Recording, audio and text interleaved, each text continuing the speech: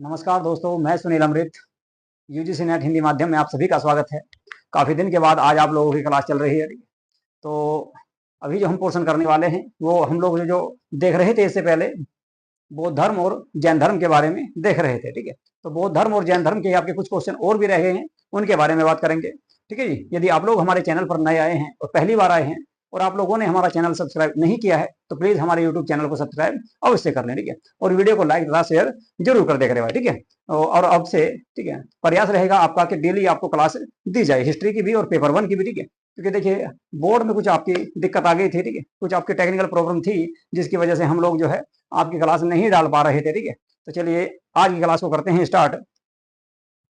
देखते हैं सबसे पहला क्वेश्चन कौन सा है। ठीक है, प्राचीनतम विष्णु मूर्ति कहां से प्राप्त हुई है। तो प्राचीनतम जो विष्णु की मूर्ति है वो हमको कहां से प्राप्त हुई ये आपको इसमें बताना है। ठीक है, प्राचीनतम विष्णु की जो मूर्ति है वो कहां से मिली है ये इसमें आपको भाई बताना है। ठीक है, प्राचीनतम विष्णु की मूर्ति कहां से प्राप्त हुई है ये आपको बताना। ऑप्शन ए में दिया गया है उत्तर प्रदेश, ऑप्शन बी में है आपका छत्तीसगढ़, और ऑप्शन सी में दिया गया है आपका बिहार, और ऑप्शन डी में दिया गया है मध्य प्रदेश। मध्य प्रदेश। तो सही आंसर कौन सा होगा ये आपको इसमें बताना है, ये आपको इसमें बताना है। ठीक है, देखिए भाई। ठीक है, विष्णु की जो प्राचीनतम जो मूर्ति प्राप्त हुई वो हुई है आपकी बिलासपुर से। कहां से? बिलासपुर से। ठीक है, तो बिलासपुर से, बिलासपुर। ठीक है, बिलासपुर से विष्णु की प्राचीनतम मूर्ति प्राप्त हुई है। विष्णु की प्राचीनतम जो मूर्ति प्राप्त हुई वो कहां से हुई भाई? ठीक है, बिलासपुर से। और बिलासपुर कहां पे पड़ता है? बिलासपुर जो शहर है आपका ये है भाई आपका छत्तीसगढ़ का। छत्तीसगढ़ का ये आपका क्या है? छत्तीसगढ़ का आपका ये क्या है? ये छत्तीसगढ़ का आपका प्रमुख शहर है। ठीक है, बिलासपुर। यहीं पर आपका छत्तीसगढ़ का हाईकोर्ट भी स्थित है। ठीक है, तो सही आंसर कौन सा होगा भाई? बी आंसर आपका इसमें सही हो जाएगा। ठीक है, बी आंसर आपका इसमें सही हो जाएगा। ठीक है, चलिए तो बी आंसर आपका इसमें सही हो जाएगा। अगले क्वेश्चन पे चलते हैं। अगला जो क्वेश्चन है आप लोगों के सामने वो देखते हैं कौन सा है भाई। ठीक है, अगला जो क्वेश्चन है उसको देखते हैं कौन सा है। अगले क्वेश्चन की अगर मैं बात करूं आप लोगों के सामने तो अगला क्वेश्चन आ चुका है आपका, विष्णु और शिव के संयुक्त विग्रह की संख्या क्या है? विष्णु और शिव के संयुक्त विग्रह की संख्या क्या है? विष्णु और शिव के संयुक्त संग्रह विग्रह की संख्या क्या है? ऑप्शन ए में हरिहर है, बी में महेश्वर है, सी में अर्धनारीश्वर, और डी में दिया गया है आपका विष्णु लोकेश्वर। विष्णु लोकेश्वर। तो इसका जो सही आंसर होगा वो आपको बताना कि विष्णु और शिव के संयुक्त विग्रह कि वो क्या कहा जाता है, यानी कि विष्णु और शिव के जो संयुक्त मूर्ति है उसको क्या कहा गया, संयुक्त रूप को क्या कहा गया? वो कहा गया भाई हरिहर। उसको क्या कहा गया? हरिहर कहा गया है। तो इसका आंसर जो सही होगा वो हो जाएगा भाई आपका ए ऑप्शन इसमें आपका सही हो जाएगा। ठीक है, तो ए आंसर आपका इसमें सही हो जाएगा। ठीक है, हरिहर कहा जाता है विष्णु और शिव के संयुक्त विग्रह को या संयुक्त रूप को। ठीक है, चलिए जी इसके बाद अगले क्वेश्चन पे चलते हैं। अगले क्वेश्चन की अगर मैं बात करूं, अगले क्वेश्चन की अगर मैं बात करूं तो अगला क्वेश्चन आप लोगों के सामने है, लकुलिश किस धर्म से या किस धर्म के प्रमुख देवता हैं? लकुलिश, लकुलिश किस धर्म के प्रमुख देवता हैं ये आपको इसमें बताना है। लकुलिश के बारे में बताना भाई, लकुलिश जो है वो किस धर्म के प्रमुख देवता हैं? लकुलिश को देखो शिव का अवतार माना जाता है। लकुलिश को मैंने आपको पहले भी बताया था क्वेश्चन एक बार जो है पीछे भी आया था इस तरह का क्वेश्चन। लकुलिश जो है वे आपके शिव के अवतार माने जाते हैं। किसके? भगवान शिव के अवतार। चलिए भाई, ठीक है, बीच में कुछ दिक्कत आ गई थी, लाइट चली गई थी एकदम से तो थोड़ी सी दिक्कत आ गई थी। चलिए स्टार्ट करते हैं। ठीक है, चलो जी ठीक। तो लकुलिश किस धर्म का मुख्य देवता था ये आपको इसमें बताना है। ठीक है, लकुलिश जो है वे शैव धर्म से संबंधित थे और लकुलिश जो है आपके शिव के ही अवतार माने जाते हैं। लकुलिश को शिव का ही अवतार माना जाता है। तो इसका जो सही आंसर होगा वो हो जाएगा आपका कौन सा भाई? वो हो जाएगा आपका शैव धर्म। ठीक है, शैव धर्म। तो लकुलिश जो थे वो शैव धर्म से संबंधित थे। ठीक है जी, चलिए इसके बाद अगले क्वेश्चन पे चलते हैं। अगला जो क्वेश्चन है आप लोगों के सामने वो है जी आपका, निम्नलिखित राजाओं में से कौन जैन परंपरा में कुणिक के रूप में जाना जाता है, या कुणिक के रूप में जाना किसको गया है? निम्नलिखित राजाओं में से कौन जैन परंपरा में कुणिक किसको कहा गया है या कुणिक के रूप में ख्यात है, या किसको कुणिक के रूप में जाना जाता है? देखिए कुणिक जो कहा गया एक आपके हर्यक वंश के राजा थे, हर्यक वंश के शासक थे जिनका नाम था क्या? अजातशत्रु। ठीक है, अजातशत्रु जो है ये हर्यक वंश के शासक थे अजातशत्रु, और इनके पिता का नाम था बिंबिसार। ठीक है, और अपने पिता की हत्या करके ये गद्दी पर बैठे थे। ठीक है, तो इन्हीं को कुणिक के नाम से जाना जाता था। ठीक है, बात करें अजातशत्रु की तो अजातशत्रु के शासनकाल में, ठीक है, अजातशत्रु की अगर मैं बात करूं तो अजातशत्रु के जो शासनकाल में, ठीक है, अजातशत्रु के शासनकाल में क्या हुआ? अजातशत्रु के शासनकाल में भाई, अजातशत्रु के शासनकाल में प्रथम प्रथम बौद्ध बैठक, प्रथम बौद्ध बैठक का आयोजन किया गया था। प्रथम बौद्ध बैठक का आयोजन किया गया था। प्रथम बौद्ध बैठक का आयोजन किसके समय किया गया? अजात शत्रु के समय किया गया था। कहां पर भाई? ये राजगृह में। राजगृह में ये बैठक हुई थी। तो राजगृह में ये बैठक हुई थी। तो सी आंसर आपका इसमें सही हो जाएगा। ठीक है, अगले क्वेश्चन पे चलते हैं। अगला जो क्वेश्चन है, भागवत धर्म का पहला यूनानी ज्ञात यूनानी अनुयायी कौन था? ठीक है, कौन था? भागवत धर्म का पहला ज्ञात यूनानी अनुयायी कौन था? ये आपको इसमें बताना है। ठीक है, ये इसमें आपको भाई बताना। ठीक है जी, चलो जी, ये आपको इसमें बताना है कि भागवत धर्म जो है, भागवत धर्म का पहला ज्ञात यूनानी अनुयायी कौन था, उसका आंसर आपको बताना है। ए में दिया गया है आपका मेगास्थनीज, बी में है आपका डिमेट्रियस, सी में है आपका हेलियोडोरस और डी में दिया गया आपका मिनेंडर या मिनांडर भी इसको कहा जाता है। ठीक है, तो सही आंसर कौन सा होगा ये आपको इसमें बताना है। ठीक है, तो भागवत धर्म का बताना भाई आपको, भागवत धर्म का कौन सा आंसर सही इसमें होगा। देखिए भाई, इसका जो सही आंसर होगा, भागवत धर्म का जो पहला ज्ञात यूनानी अनुयायी की अगर मैं बात करूं तो वो है आपका कौन सा? हेलियोडोरस। हेलियोडोरस, सी आंसर इसका सही हो जाएगा। तो हेलियोडोरस इसका सही आंसर हो जाएगा। हेलियोडोरस आपका सही आंसर हो जाएगा, जो वैष्णव धर्म से संबंधित था। इसकी जानकारी कहां पे मिलती है भाई? उपनिषदों में इस बात की जानकारी हमको प्राप्त होती है। कहां पे? उपनिषदों में इस बात की जानकारी प्राप्त होती है। ठीक है, उपनिषद, उपनिषद, तो उपनिषदों में इस बात की जानकारी प्राप्त होती है। ठीक है जी, चलिए अगले क्वेश्चन पे चलते हैं। अगला जो क्वेश्चन है वो है अनेकांतवाद। अनेकांतवाद किसका विशेष लक्षण है? अनेकांतवाद किसका विशेष लक्षण है, ये आपको इसमें बताना। ठीक है, अनेकांतवाद, अनेकांतवाद जो है, देखो भाई, अनेकांतवाद का जो सिद्धांत दिया था वो महावीर स्वामी के द्वारा दिया गया था। किसके द्वारा? महावीर स्वामी के द्वारा ये सिद्धांत दिया गया।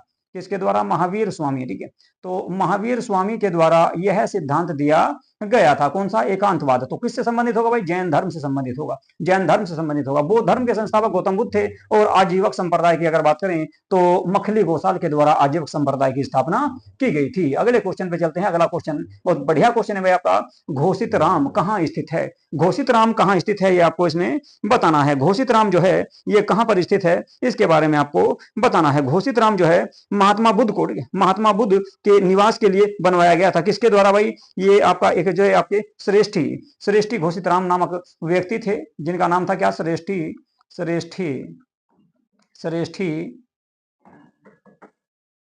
घोषित राम, श्रेष्ठी घोषित राम के नाम से उनको जाना गया।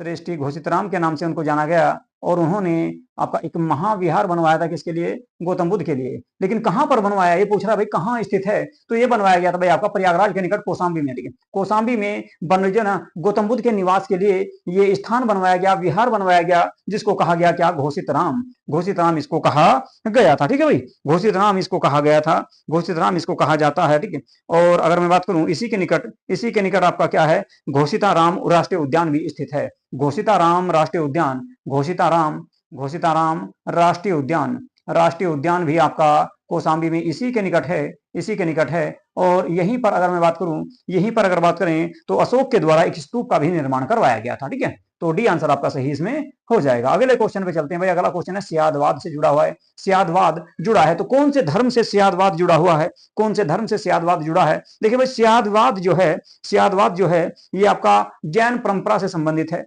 जैन धर्म से संबंधित है। तो जैन धर्म से जुड़ा है आपका क्या? स्यादवाद। तो आंसर आपका कौन सा हो जाएगा? डी आंसर इसमें आपका सही हो जाएगा। कौन सा भाई? डी आंसर आपका इसमें सही हो जाएगा। अगले क्वेश्चन की अगर मैं बात करूं, अगला क्वेश्चन है अधोलिखित में कौन योग सूत्र के रचयिता है? योग सूत्र के रचयिता आप सभी को पता होगा, भारत में एक आपके शासक हुए जिनको कहा गया पुष्य मित्र शुंग। क्या कहा गया? पुष्य मित्र शुंग। और पुष्य मित्र शुंग के दरबार में ही रहा करते थे पतंजलि, पुष्य मित्र शुंग के दरबार में रहा करते थे पतंजलि, और उन्हीं के द्वारा योग सूत्र की रचना की गई थी, योग सूत्र का विकास किया गया था। ठीक है, तो सी आंसर आपका कौन सा? सी आंसर इसमें आपका सही हो जाएगा। सी आंसर आपका सही हो जाएगा। पाणिनि जो है आपके, पाणिनि की अगर बात करें तो इनकी पुस्तक अष्टाध्यायी है, अष्टाध्यायी इनकी पुस्तक है। ठीक है, और जो है वशिष्ठ जो है इनके द्वारा आपका क्या लिखा गया था? एक मंडल की रचना की गई थी। ठीक है, मंडल की रचना की गई थी। ठीक है, चलिए अगला क्वेश्चन देखते हैं। कपिल वस्तु की पहचान की गई, तो कपिल वस्तु की पहचान किसके रूप में की गई ये आपको बताना है। कपिल वस्तु की जो पहचान की गई वो किसके द्वारा की गई या किसके रूप में की गई? देखिए भाई, कपिल वस्तु जो है, कपिल वस्तु को ही आपका पीपर हवा के नाम से जाना गया। किसके नाम से? पीपर हवा के नाम से जाना गया। पीपर हवा के नाम से इसको जाना जाता है। पिपरहवा के नाम से इसकी पहचान की गई है, इसकी पहचान की गई है। और यहाँ पर क्या हुआ था, गौतम बुद्ध का जन्म हुआ था, ठीक है, गौतम बुद्ध का जन्म हुआ था। गौतम बुद्ध का जन्म हुआ था कहाँ पर भाई, आपका कपिल वस्तु के लुम्बिनी नामक स्थान पर, कपिल वस्तु के लुम्बिनी नामक स्थान पर। बात करें श्रावस्ती की, तो श्रावस्ती में गौतम बुद्ध के द्वारा सबसे अधिक वर्षा काल गुजारे गए और यहीं पर सबसे अधिक उपदेश गौतम बुद्ध के द्वारा दिए गए थे, ठीक है जी। वैशाली की एक नृत्यांगना के बारे में आप सभी जानते होंगे, आम्रपाली, आम्रपाली, वे भी आपकी बौद्ध भिक्षुक बनी थी, उन्होंने भी बौद्ध धर्म स्वीकार किया था, ठीक है। चलिए जी अगले क्वेश्चन पे चलते हैं। अगला जो क्वेश्चन है, हेमवत, हेमवत संप्रदाय एक शाखा थी, तो किसकी शाखा थी आपको बताना है। हेमवत जो संप्रदाय है, हेमवत जो संप्रदाय है वो किसकी एक शाखा थी, ठीक है, या कौन से धर्म से संबंधित एक शाखा थी। देखिए भाई, ठीक है, बौद्ध धर्म की एक शाखा है महासंघिक जिसको कहा गया, बौद्ध धर्म की एक शाखा है जिसको महासंघिक कहा गया, एक शाखा है आपकी हीनयान और एक है वज्रयान, ठीक है। तो आपके हेमवत जो संप्रदाय था वो आपका महासंघिक शाखा से संबंधित है, महासंघिक शाखा से संबंधित है। जबकि बात करें आजीवक संप्रदाय की, आजीवक संप्रदाय जो है इसकी स्थापना मखली गोसाल के द्वारा की गई थी और ये एक भाग्यवादी धर्म है, भाग्यवादी संप्रदाय इसको माना जाता है। तो सही आंसर हो जाएगा आपका कौन सा भाई, बी आंसर आपका सही हो जाएगा। अगला क्वेश्चन फिर दोबारा से वही आ गया, पिपरहवा जिसका समीकरण कपिल वस्तु से किया जाता है या जिसकी पहचान कपिल वस्तु से की जा रही है, उत्तर प्रदेश के कौन से जनपद में है, उत्तर प्रदेश के कौन से जनपद में है भाई पिपरहवा, बताओ फटाफट इसका आंसर कौन सा सही हो जाएगा। पिपरहवा की पहचान कौन से जिले में की गई है उत्तर प्रदेश के। देखिए भाई, उत्तर प्रदेश का नेपाल से लगा हुआ एक जिला है सिद्धार्थनगर, सिद्धार्थनगर जिसको कहा जाता है, सिद्धार्थनगर से ही इसकी पहचान की गई है, सिद्धार्थनगर से ही इसकी पहचान की गई है। तो सी आंसर आपका इसमें सही हो जाएगा। कौन सा भाई, सी आंसर आपका इसमें सही हो जाएगा। चलिए जी अगला क्वेश्चन देखते हैं कौन सा भाई। अगला क्वेश्चन आप लोगों के सामने आ गया, अगला क्वेश्चन जो आप लोगों के सामने आया है वो है भाई आपका सम्रादित्य कथा। सम्रादित्य कथा का संबंध किस संप्रदाय से है, सम्रादित्य कथा का संबंध संबंध किस किस संप्रदाय मतलब कि किस धर्म से है, कौन से धर्म से आपका सम्रादित्य कथा का संबंध है। देखिए सम्रादित्य कथा जो है, सम्रादित्य कथा जो है, सम्रादित्य कथा की अगर मैं बात करूं तो ये आपका जैन धर्म से संबंधित है भाई, ठीक है, जैन धर्म से संबंधित है। सम्रादित्य कथा जो है ये आपकी पार्श्वनाथ से संबंधित है, पार्श्वनाथ और जो 23वें तीर्थंकर हैं इसके अलावा, पार्श्वनाथ के अलावा 23वें तीर्थंकर पार्श्वनाथ है, इसके अलावा पहले जो है ऋषभदेव, ठीक है। तो इन सभी के जीवन से संबंधित इसमें घटनाएं जो है दर्शाई गई हैं या रचित की गई हैं। तो आपका सी आंसर इसमें आपका सही हो जाएगा, सी आंसर आपका सही हो जाएगा, जैन धर्म इसमें सही हो जाएगा। अगला क्वेश्चन है भाई आपका, बौद्ध धर्म में त्रिरत्न क्या है, बौद्ध धर्म में त्रिरत्न क्या है ये आपको बताना है। देखो भाई जैन धर्म में भी आपके त्रिरत्न है और बौद्ध धर्म में भी त्रिरत्न है, ठीक है। सबसे पहले तो बात कर लेते हैं ए में, ए में दिया गया आपका त्रिपिटक, त्रिपिटक है आपका विनय पिटक, सुत्त पिटक और अभिधम पिटक। दो पिटक आपके शुरुआत वाले सुत्त पिटक और सुत्त पिटक और विनय पिटक, ये दोनों जोड़े गए थे आपकी पहली बौद्ध बैठक में। जबकि तीसरी बौद्ध बैठक जो अशोक के समय पाटलिपुत्र में हुई उसमें आपका क्या जोड़ा गया, अभिधम पिटक, यानी कि तीसरा पिटक जोड़ा गया। तो ये तो हो गए त्रिपिटक, ठीक है। इसके बाद ये पूछ रहा भाई बौद्ध धर्म में त्रिरत्न क्या है, बौद्ध धर्म में त्रिरत्न है बुद्ध धम्म संघ, बुद्ध धम्म संघ बौद्ध धर्म के त्रिरत्न है। तो डी आंसर आपका इसमें सही हो जाएगा। कौन सा भाई, डी आंसर सही हो जाएगा। जबकि बात करें जैन धर्म की, जैन धर्म के त्रिरत्न कौन से हैं, तो जैन धर्म में भी आपका त्रिरत्न देखने को मिलता है। तो जैन धर्म के त्रिरत्न की अगर मैं बात करूं तो इसमें कौन से आ जाएंगे भाई, सम्यक ज्ञान, सम्यक दृष्टि और सम्यक आचरण। सम्यक ज्ञान, सम्यक दृष्टि और सम्यक आचरण जो है जैन धर्म के त्रिरत्न माने जाते हैं। अगले क्वेश्चन पे चलते हैं। अगला क्वेश्चन है सर एडविन एर्नाल्ड की पुस्तक the light of Asia, the light of Asia निम्न पर आधारित है। तो किस पर आधारित है, ठीक है। देखो भाई ये जो पुस्तक है आपकी लाइट ऑफ एशिया, एशिया का पुंज किसको कहा जाता है, गौतम बुद्ध को कहा जाता है। तो गौतम बुद्ध को एशिया का पुंज कहा जाता है, ठीक है। तो बौद्ध धर्म से ही संबंधित है, कुल मिलाकर बौद्ध धर्म से ही संबंधित है। लेकिन बौद्ध धर्म से संबंधित है कौन सी पुस्तक पर आधारित है, किस पर आधारित है ये बताना आपको। ये आधारित जो है भाई आपकी ललित विस्तार पर है, ललित विस्तार पर है। तो ए आंसर आपका इसमें सही हो जाएगा, ललित विस्तार पर सही थी। जबकि सुत्त पिटक की रचना पहले ही बौद्ध बैठक में की गई और अभिधम पिटक जो है आपका तीसरी बैठक में जोड़ा गया था। और दिव्य वदान भी आपकी बौद्ध धर्म का ही एक प्रमुख ग्रंथ माना जाता है। तो आपका ए आंसर इसमें सही हो जाएगा। अगले क्वेश्चन की अगर मैं बात करूं आप लोगों के सामने, अगला क्वेश्चन आ चुका है, इसका आंसर बताओ भाई, निम्नलिखित में से कौन सा जैन धर्म में त्रिरत्न नहीं है। अभी बताया मैंने आपको, सम्यक दृष्टि, सम्यक ज्ञान और सम्यक आचरण, सम्यक आचरण। तो सम्यक कार्य इसमें जो है, ठीक। अच्छा आपको ये बताना है इसमें भाई कौन सा आंसर इसमें गलत है, कौन सा आंसर इसमें गलत है या कौन सा सही नहीं है, ठीक है। बताओ भाई, देखो भाई मैंने आपको बताया कि सम्यक दृष्टि, सम्यक आचरण और सम्यक आपका जो ना सम्यक ज्ञान, तो ये भी सही रहेगा।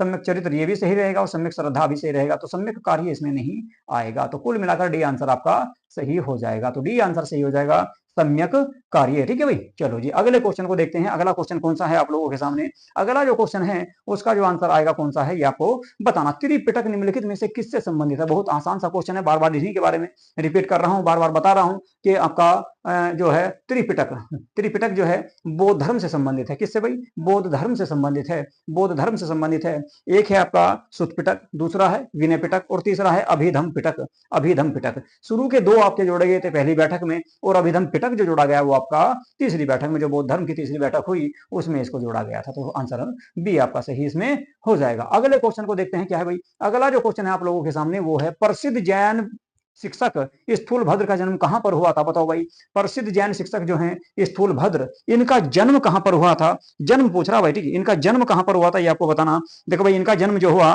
वो कहां पर हुआ था? देखिए, इनका जन्म जो हुआ बिहार में हुआ था, लेकिन बिहार के ही आपके चारों क्षेत्र दिए गए हैं। पाटलिपुत्र भी बिहार में है, ठीक है, इसके अलावा वैशाली भी बिहार में है, राजगृह भी बिहार में है और चंपा भी बिहार में है। जबकि मैं बात करूं इनकी जो जन्म हुआ स्थूलभद्र का, तो वो पाटलिपुत्र पटना में हुआ था, पाटलिपुत्र में इनका जन्म हुआ था। ठीक है, स्थूलभद्र का जो जन्म हुआ वो पाटलिपुत्र में हुआ था भाई, पाटलिपुत्र में हुआ था। कब हुआ था? तो 317 बीसी में, 317 बीसी में इनका जन्म हुआ था। 317 बीसी में इनका जन्म हुआ था भाई, 317 बीसी में इनका जन्म हुआ था। ठीक है, चलिए जी आगे चलते हैं। अगला क्वेश्चन देखते हैं भाई कौन सा है। ठीक है, अगला क्वेश्चन कौन सा है वो देखते हैं। ठीक है, चलिए जी अगला क्वेश्चन है आपका वर्ज छेदिका नामक ग्रंथ किससे संबंधित है? वर्ज छेदिका, वर्ज छेदिका नामक जो ग्रंथ है वो किस शाखा से संबंधित है या किस धर्म से संबंधित है? देखो भाई, धर्म तो है आपका कौन सा? बौद्ध धर्म। ठीक है, ये बौद्ध धर्म से संबंधित है। किससे भाई? बौद्ध धर्म से संबंधित है, बौद्ध धर्म से ये संबंधित है, बौद्ध धर्म से संबंधित है। ठीक है जी, चलिए भाई, बौद्ध धर्म से संबंधित है। बौद्ध धर्म में भी किससे है? ऊपर तो दिन रखा बौद्ध धर्म भाई, आयुर्वेद, कीमिया, पाशुपात और महायान, महायान शाखा जो है बौद्ध धर्म से संबंधित थी भाई। ठीक है, महायान शाखा बौद्ध धर्म से संबंधित थी। तो आंसर आपका कौन सा हो जाएगा? सी आंसर इसमें आपका सही हो जाएगा। अगले क्वेश्चन की अगर मैं बात करूं, अगला क्वेश्चन है कौन सा स्थान जेतवन विहार का प्रतिनिधित्व करता है? कौन सा विहार जेतवन विहार का प्रतिनिधित्व करता है? यानी कि कौन सा वह स्थान है जो जेतवन विहार का प्रतिनिधित्व करता है, प्रतिनिधित्व करता है? ठीक है, बताओ भाई कौन सा होगा? देखो भाई, आपका अगर मैं बात करूं इसमें, ठीक है, जेतवन विहार जो है आपका कहां पर है? ये आपका है भाई श्रावस्ती में। ठीक है, और श्रावस्ती से ये तो सिद्धार्थ नगर में, तो ये तो हो नहीं सकता इसके अलावा सहित ये आपका श्रावस्ती में आता है। तो बी आंसर आपका सही हो जाएगा, बी आंसर इसमें आपका सही हो जाएगा। जेतवन विहार जो है वो आपका सहित में है। सहित पड़ता है भाई श्रावस्ती में। श्रावस्ती है आपका उत्तर प्रदेश का एक जिला, जहां पे गौतम बुद्ध के द्वारा सबसे अधिक वर्षा काल गुजारे गए थे, सबसे अधिक उपदेश भी यहीं पर दिए गए थे। अगला क्वेश्चन है जैन परंपरा के अनुसार, जैन परंपरा के अनुसार, जैन परंपरा के अनुसार 22वें तीर्थंकर कौन से हैं भाई? 22वें पूछ रहा है। 22वें तीर्थंकर नेमिनाथ किससे संबंधित हैं? यानी कि कौन से ईश्वर से या कौन से भगवान से या कौन से देवता से संबंधित है, ये आपको इसमें बताना भाई। 22वें जो तीर्थंकर हैं नेमिनाथ, उनको कहा गया है। नेमिनाथ जो हैं वे किस देवता से संबंधित हैं, ये आपको इसमें बताना है। देखिए भाई, ठीक है, जैन परंपरा के अनुसार 22वें जो तीर्थंकर हैं उनका नाम है नेमिनाथ, और 23वें हैं पार्श्वनाथ, और 24वें हैं आपके महावीर स्वामी। ठीक है, महावीर स्वामी। अगर बात करें 22वें की, तो 22वें को जो है माना जाता है श्री कृष्ण का अवतार। किसका भाई? श्री कृष्ण का अवतार इनको माना जाता है, श्री कृष्ण का अवतार इनको माना जाता है। जबकि बात करें जैन धर्म के प्रथम तीर्थंकर की, तो आदिनाथ या ऋषभदेव थे, आदिनाथ या ऋषभदेव थे। बात करें सबसे ज्यादा प्रसिद्ध जो रहे वो रहे आपके कौन से? तो महावीर स्वामी, जो 24वें नंबर के थे। उन्होंने ही बौद्ध धर्म को सबसे ज्यादा प्रचारित या प्रसारित किया है। ठीक है, तो बी आंसर इसमें आपका सही हो जाएगा। अगले क्वेश्चन की मैं बात करूं अगर आपके सामने, अगला क्वेश्चन है कौन सा?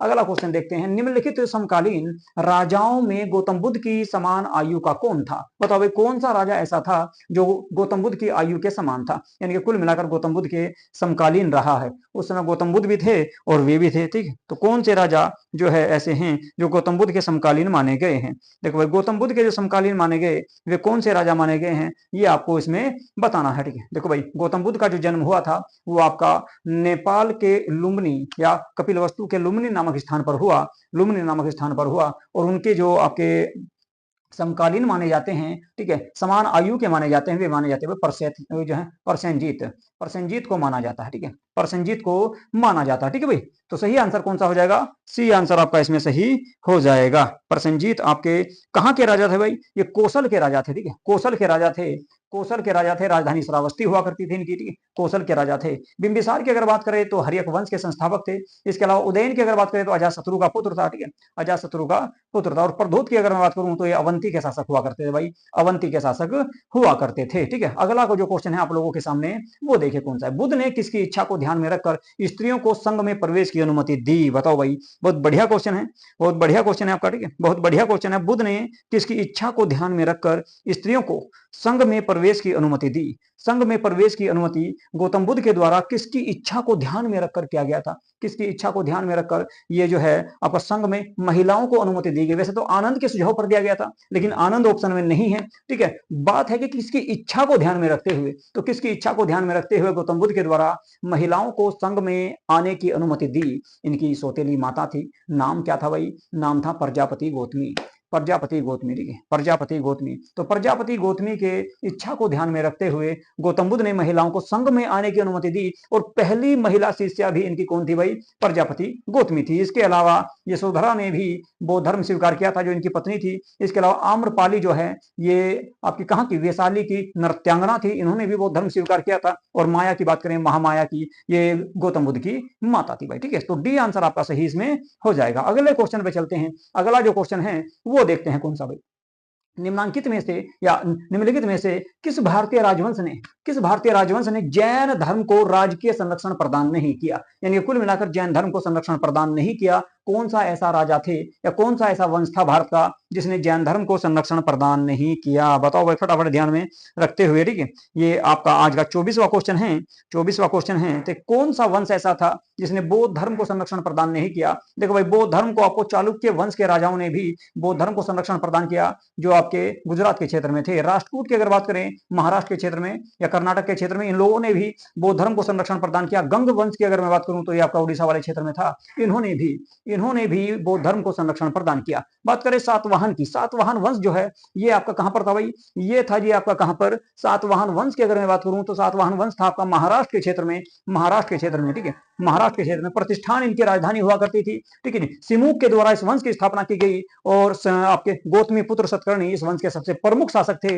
इन्हीं के द्वारा सबसे पहले आपका सामंत व्यवस्था की शुरुआत की गई और इन्हीं के द्वारा शीशे के सिक्के जारी किए गए थे। तो कुल मिलाकर आपका सातवाहन वंश जो है इन्होंने जैन धर्म को संरक्षण प्रदान किया, न कि बौद्ध धर्म को। तो ए ऑप्शन आपका इसमें सही हो जाएगा। ठीक है, अगले क्वेश्चन पे चलते हैं। अगला जो क्वेश्चन है आप लोगों के सामने आज का आखिरी क्वेश्चन है भाई, आखिरी क्वेश्चन है, बढ़िया क्वेश्चन है। ठीक है, कूट वाला क्वेश्चन है। निम्नलिखित 4 स्थानों में हुई बौद्ध संगतियों का सही कालानुक्रम या सही कालक्रम उनके नीचे दिए गए कूट में आपको बताना है। कहां कहां पर बौद्ध धर्म की बैठक हुई? देखो भाई, सबसे पहले बौद्ध धर्म की जो बैठक हुई वो राजगृह में हुई थी। सबसे पहले बौद्ध धर्म की जो बैठक हुई वो राजगृह में हुई थी, यानी कि दूसरा ऑप्शन सबसे पहले आएगा। तो देखो भाई, आंसर इसमें आपका ना तो बी होना और ना ही ए होना।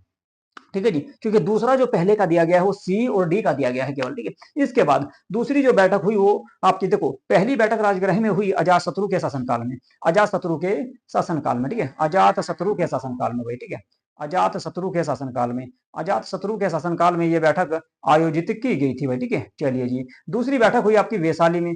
तब राजा कौन थे भाई? कालाशोक। कालाशोक उस समय राजा हुआ करते थे। ठीक है, तो कालाशोक जो है आपके शिशुनाग वंश के राजा थे, कालाशोक। ठीक है, तो दूसरी बैठक हुई, तो पहला आ जाएगा भाई उसके बाद। ठीक है, दूसरा पहला दोनों में रखा जी। चलो जी, इसके बाद क्या हुआ भाई? पाटलिपुत्र में तीसरी बैठक हुई, किसके समय? अशोक के समय। अशोक के समय तीसरी बैठक का आयोजन किया गया। किसके भाई? अशोक के समय। ठीक है, अशोक के समय तीसरी बैठक का आयोजन किया गया। ठीक है, तो चौथा आ जाएगा, तो ये भी कट गया भाई। ठीक है, रह गया कौन सा? ये। और कुंडलवन कश्मीर में आपकी चौथी बैठक हुई कनिष्क के समय, कनिष्क के समय, कनिष्क के समय। इसी में हीनयान और महायान का आपका जो ना बौद्ध धर्म का विभाजन हुआ, हीनयान और महायान 2 शाखाओं में। ठीक है, तो आंसर आ जाएगा भाई आपका डी आंसर आपका सही होगा। ठीक है, तो कैसी लगी आपको आज जो है आज की क्लास? ठीक है, ये आपके आज के 25 क्वेश्चन थे भाई। ठीक है, अब डेली आपको जो है क्लास प्राप्त होगी, ठीक है, डेली आपको क्लास प्राप्त होगी। कुछ प्रॉब्लम आ रही थी, कुछ दिक्कत थी, ठीक है, जिसकी वजह से हम लोग जो है आपकी पिछले 6-7 दिन से क्लास नहीं डाल रहे थे। अब उम्मीद है कि डेली के डेली आपको जो है आपकी एक क्लास तो आपकी प्राचीन भारत की प्राप्त होगी, एक आपको आधुनिक भारत की प्राप्त होगी और एक ही क्लास आपको जो है मध्यकालीन भारत की भी प्राप्त होगी, ठीक है। ये जो है ना, ये आपका क्रम कल से आपका जो है ये क्रम में इसमें बिल्कुल बना दूंगा कल से आपको जो है, ठीक है। तो आज तो केवल आपकी प्राचीन भारत की ही क्लास दी जा रही है, बौद्ध धर्म से संबंधित, बौद्ध धर्म में जैन धर्म में, और इसके अलावा वैष्णव धर्म से संबंधित। कल को जो है आपकी मध्यकालीन भारत और आधुनिक भारत की भी क्लास आपको दी जाएगी, ठीक है। तो हिस्ट्री के तीनों पोर्शन में अब जारी आपके स्टार्ट करने वाला हूं बहुत जल्द, ठीक है। और भाई लाइव क्लास के बारे में भी बहुत जल्द जो है आप लोगों का, ठीक है, इसमें सिस्टम बैठाया जाएगा, ठीक है। उसी तैयारी में लगे हुए हैं ताकि जो है ना आप लोगों को लाइव क्लास भी उपलब्ध कराई जा सके, ठीक है। लाइव क्लास भी आप लोगों को उपलब्ध कराई जा सके, उसके बारे में भी भाई काम किया जा रहा है, ठीक है। तो आज की क्लास आप लोगों को कैसी लगी इसके बारे में जरूर बताएं। और यदि आप लोगों ने हमारा चैनल सब्सक्राइब नहीं किया है तो प्लीज हमारे यूट्यूब चैनल को सब्सक्राइब अवश्य कर लें और वह वीडियो को लाइक और शेयर जरूर कर दें, ठीक है। चलिए जी, यहीं पे करेंगे आज की क्लास को समाप्त, ठीक है। नमस्कार।